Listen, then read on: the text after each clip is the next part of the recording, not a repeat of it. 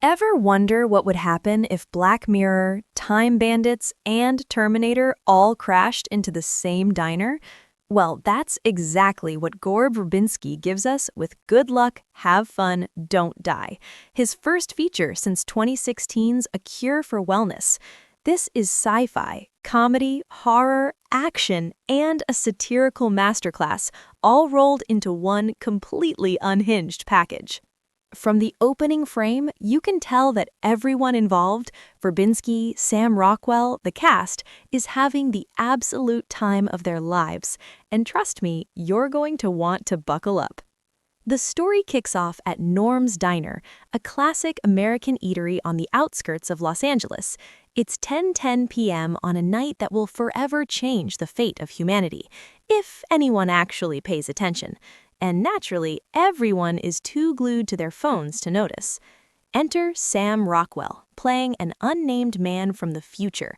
He storms in wearing a chaotic DIY survival outfit covered in tubes, wires, and a suspicious chest contraption. And he does what any sane time traveler would do first: yells, grabs phones from the diners, and throws them into a boiling pot of soup. "This is all a giant mistake," he screams. "Social media has robbed you of your dignity and turned you into children." At first, the diners ignore him. LA, after all, has seen its fair share of lunatics in raincoats. But then, he announces he has a bomb.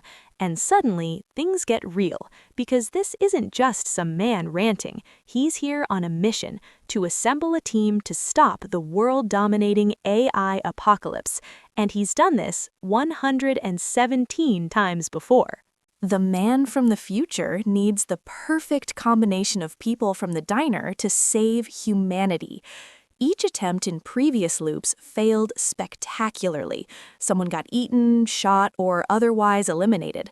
But now, the 118th attempt may be the charm. Among the recruits this time are Susan, Juno Temple, a sad-eyed single mom haunted by the recent loss of her son; Ingrid, Lu Richardson, a suicidal, Wi-Fi allergic, princess costume-wearing punk; Mark, Peña, and Janet, Zazie Beetz, disillusioned teachers who navigate the horrors of a tech-addicted classroom. Supporting recruits: the big guy who might be useful, the assistant scoutmaster with his troop, and Jillian, just trying to eat her pie. Some of the recruits he outright rejects. He knows who's useless: Joe with the bad knee, the old man who dies first every time. But some, like Ingrid, only join thanks to a bizarre, almost supernatural sign. A bottle of hot sauce spins across the diner floor and points at her, and that's all it takes. And just like that, our ragtag, reluctant team is ready to step into the chaos. Once our team is assembled, Verbinski and screenwriter Matthew Robinson dive into a series of vignettes, a series of flashbacks that feel like their own Black Mirror episodes. Each one explores how technology has already warped our world. Mark and Janet, teachers in a high school of TikTok-obsessed teens. The students are disrespectful, violent, and addicted to their screens. When Mark tries to teach Anna Karenina, he touches a student's device and chaos ensues. Susan, grieving her son, she discovers a shadowy company cloning deceased children. They look identical, but their personalities are glitchy. Parents have cloned their children multiple times, creating bizarre, mismatched results. It's heartbreaking, unsettling, and darkly funny. Ingrid, allergic to Wi-Fi and phones, she struggles in a world where tech dominates everything. Her boyfriend escapes into a VR paradise, leaving her behind. It raises the film's central Faustian question: what if someone made a better reality than ours?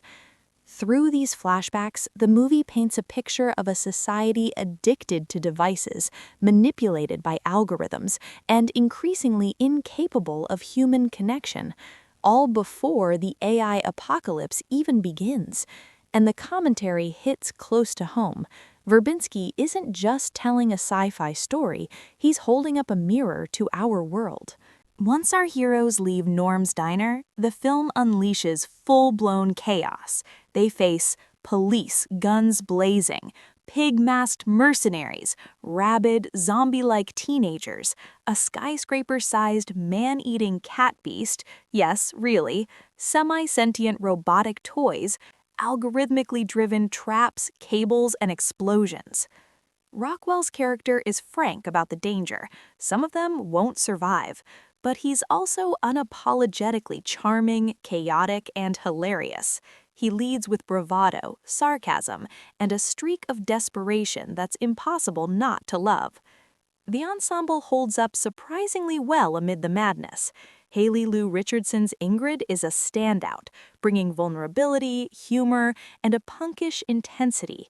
Juno Temple's Susan is quietly affecting, balancing grief with determination.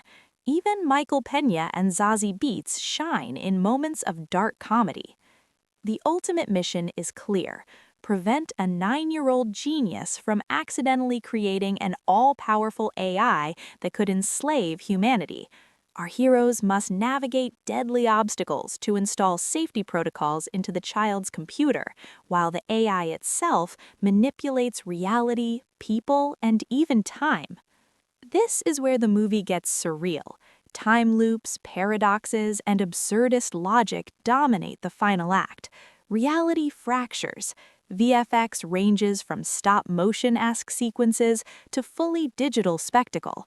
It's chaotic, mesmerizing, and visually stunning, a true feast for the eyes.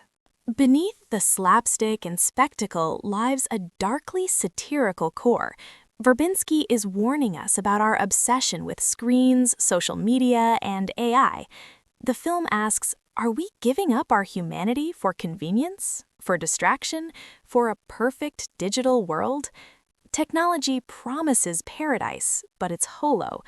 Cloning and AI manipulate life itself, but only reflect human flaws. Faustian choices abound. Do we embrace artificial happiness or confront reality? The film even plays with theology.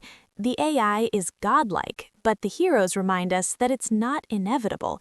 It's just a twisted reflection of humanity's own creations. Augustine would nod in approval. Amid the chaos, there's dark humor, sexual tension, and meta-references. Rockwell's character has flirtatious past connections, Mark and Janet share wholesome romance, and Ingrid's boyfriend escapes into VR bliss.